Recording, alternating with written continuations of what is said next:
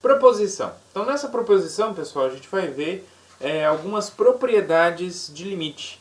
Lá no livro do cálculo A, a gente tem uma tabela que descreve essas propriedades. E que a gente vai falar aqui, mas não em forma de tabela, em forma de proposição. Então denotamos por x tende a quadradinho, quando qualquer uma das opções x tende a x tende a pela esquerda, x tende a pela direita, x tende a menos infinito, x tende a mais infinito, tá? Aqui é mais infinito e outra menos infinito, pode ser utilizada. Então qualquer uma dessas opções vai poder ser utilizadas aqui nessas 6 propriedades, tá bom? Então vai valer o seguinte, então vamos lá, primeira propriedade. Se o limite da função f de x, quando x tende a quadradinho, né? Então pode ser aí, tende a esquerda, tende à direita, tende a mais infinito, tende a menos infinito, qualquer uma dessas opções aqui. Então se o limite da f é um valor L, um valor real não nulo, tá? Real não nulo, quando tem o R estrelinha, significa qualquer valor real menos o zero, tá? E o limite da g é mais ou menos infinito, então como que vai ser a soma? Então na soma eu vou somar um número, né, com um valor infinito ou menos infinito. Então isso não vai alterar o mais ou menos infinito, né? Se eu estou somando ou subtraindo um número fixo, um número finito ali dentro de uma coisa infinita, tá? Então o que vai mandar vai ser esse limite da g. Então, se o limite é mais infinito, o resultado da soma vai ser mais infinito. Se o limite é menos infinito, da g, então da soma vai ser menos infinito. Tá bom? Essa aqui é a ideia. Segunda propriedade. Se o limite da f é um valor L, real não nulo, e o limite da g é mais infinito, então como que vai ser o limite do produto?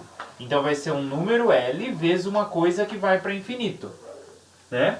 Então, se esse L for positivo, então o sinal vai ser preservado do produto, né? Então ele é positivo e isso aqui vai para mais infinito, então também é positivo. Então tudo é positivo, então vai para mais infinito.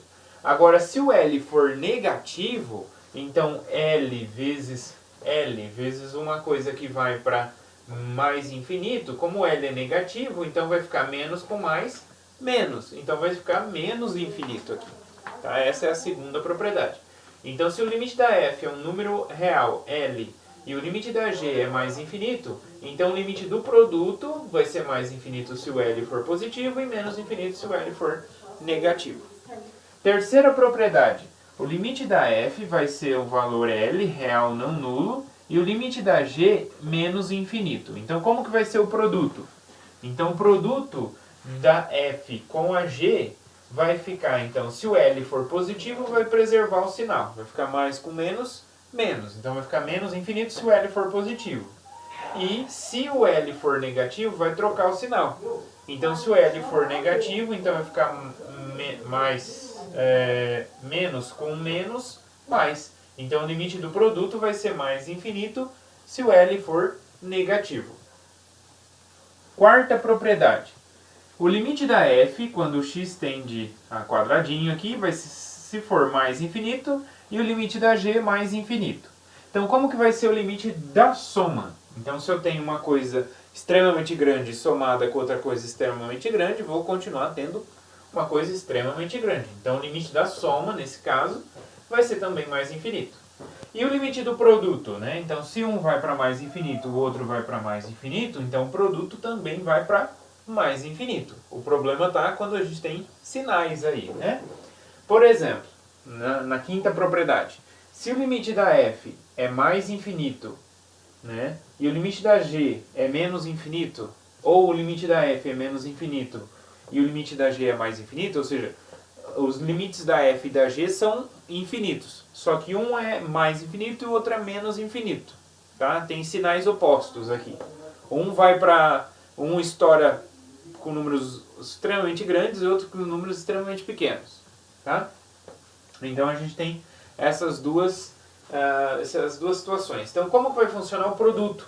Então se eu faço o jogo do sinal, sinais opostos, sinais diferentes, menos. Então vai para menos infinito. tá? E depois, a sexta propriedade diz o seguinte: se o limite da f é menos infinito, o limite da g é menos infinito, né, então ambos são menos infinitos, o que vai acontecer com a soma? Um vai ser menos infinito, o outro é menos infinito, então vai ser tudo menos infinito. E o produto? Menos com menos dá mais, então vai dar mais infinito no produto, ok? Então abordamos todas as situações, né? Com L, um deles sendo um número real, tá?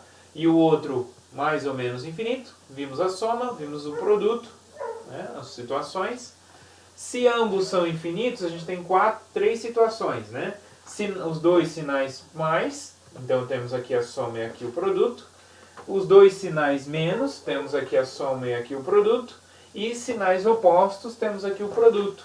O que não pode é fazer a soma aqui, né? Porque se eu faço a soma nessa situação, eu vou ter menos infinito mais infinito. Então eu vou ter uma indeterminação, tá? Por isso que a soma nesse caso aqui não é coberta. Mas a soma e o produto em todos os outros casos são cobertos, tá bom?